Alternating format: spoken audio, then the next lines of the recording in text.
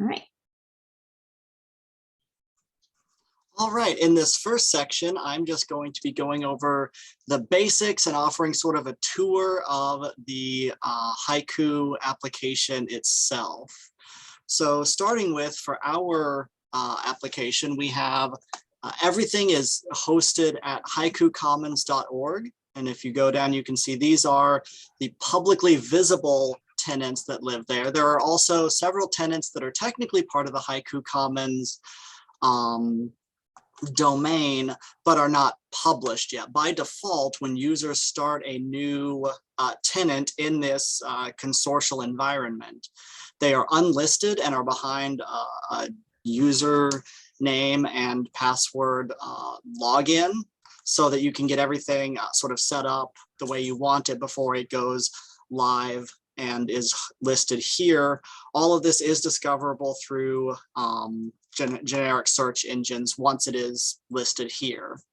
So looking at these, each of these is a separate repository with its own local administrator and users, even though it's nested in a sort of consortial environment. And so that means that each one can be sort of tailored to the preferences and the branding of the individual user. So here's one example using one of the themes that we set up previously.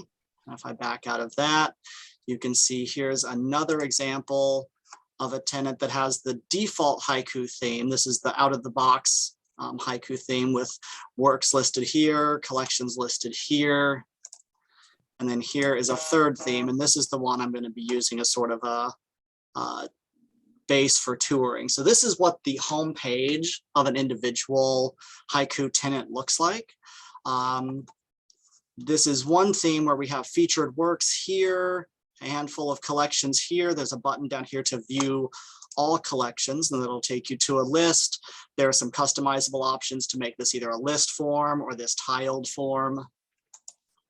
And then there's also a search bar here, so you can enter search terms, and that will match metadata, that'll match the names of collections or works, and that'll also match any text that's in a either an OCR, PDF, or a PDF that was created digitally. So if you search a generic term, then it's going to pull up anything that matches that term.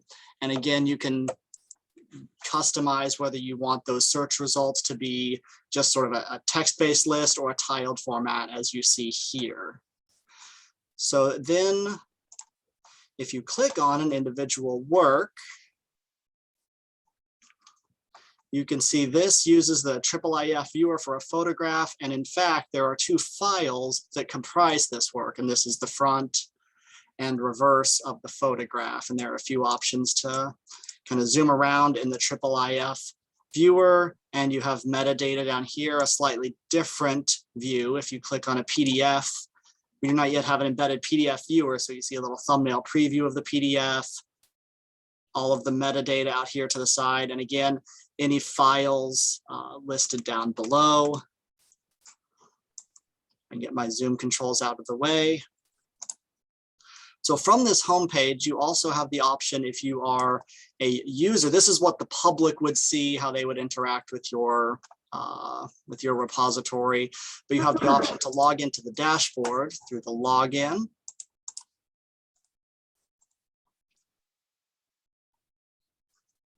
That'll take you to the administrative dashboard where you can add works, add collections, make changes to any of that, change the look and feel of the repository, manage users, that sort of thing. So I will go very quickly over the sections of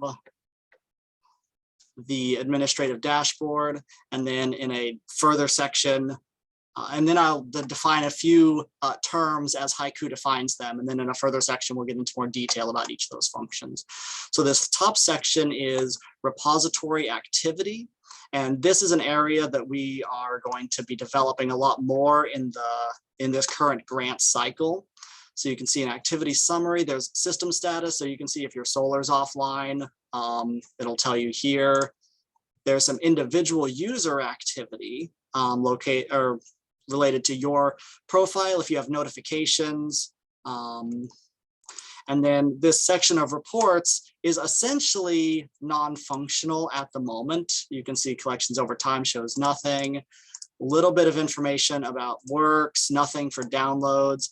The users is fairly functional, but statistics for the repository are an area that we are currently working on developing, and that will be integrated into this activity section.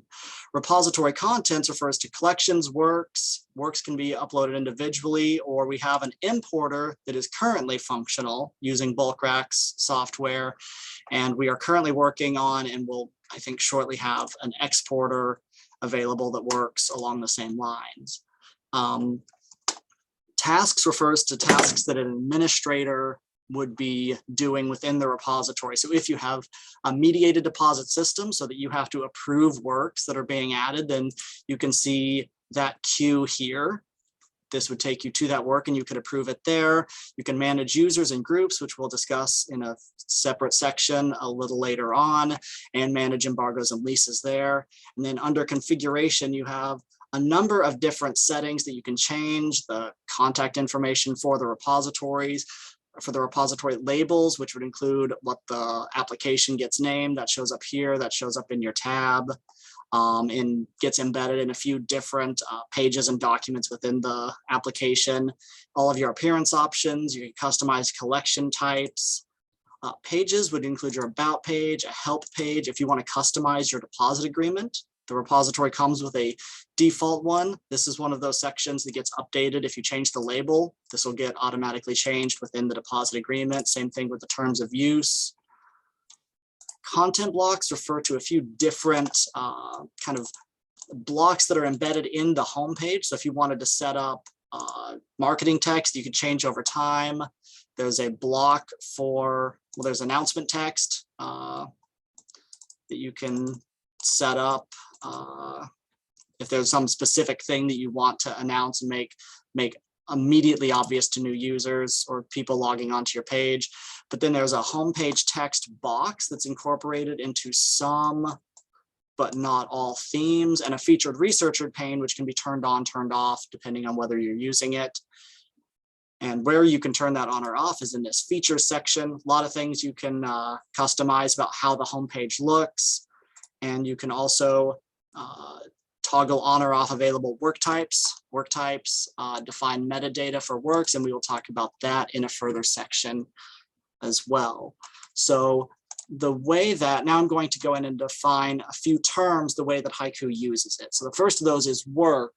A work refers to what you would see on an item page. Works are organized into collections, and each work comprises either one or multiple files to that work, and you can mix and match your file types. Let me pull up an example real quick of a work that has multiple file types. So this is visualization for some demographic data, and you can see here's information about this work, and then these are all the different files that comprise that work. You can also add children of a work, so you could have a work that's sort of an aggregate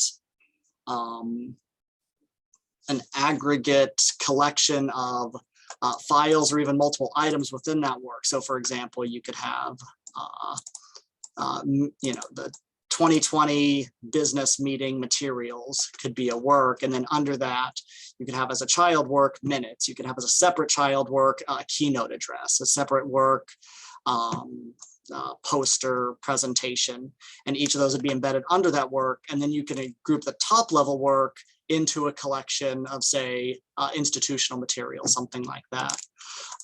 Work type is a term that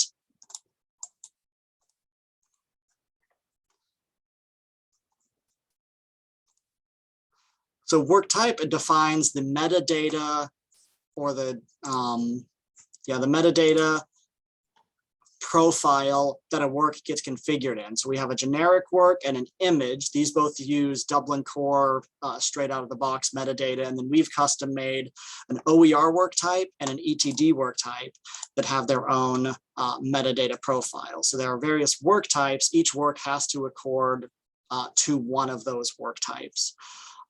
Collections are basically a discovery layer or a sort of a bucket into which you can place works once the work has been uploaded. In Hyku, you can associate one work with multiple collections. You can also add collections as sub-collections of one another. There's a separate type of collection that actually gets organized under the collections label in Hyku called an admin set. An admin set is not visible to the public in the same way a collection is, but it defines the sort of rules that apply to the work that get uploaded through that admin set. So for example, you could have one administrative set that is a direct deposit so that people can submit to it directly. It does not need to be approved by an administrator or a third party. And then you could have a separate admin set, say for faculty contributions, where all of their work and metadata gets checked by a librarian or an archivist before it gets published to the repository. So that's the function of an admin set. I already went over content blocks, which apply in various themes. Themes are an appearance option that you can set from appearance. There are these tabs across the top, and then there are themes, and there are multiple themes, and these just reflect sort of the standard layout of the homepage. So these are on a new repository, you can just set these up, and that'll determine, you know, how works are laid out, where things are organized, etc. And then finally, I briefly showed this, but in this feature setting, features are, each feature is a specific either function or item of the repository, or a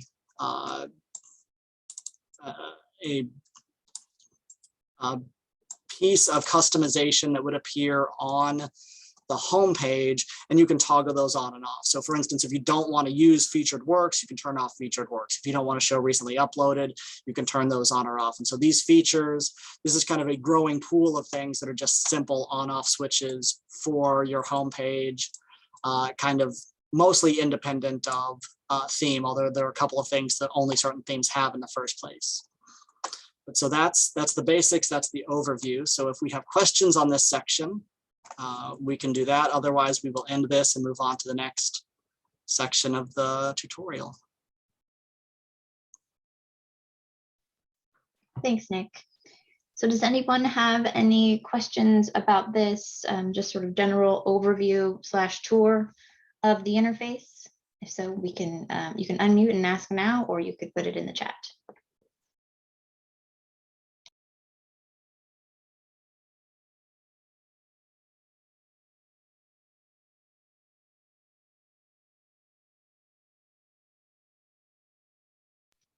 Okay, hearing none, I'm going to go ahead and stop the recording.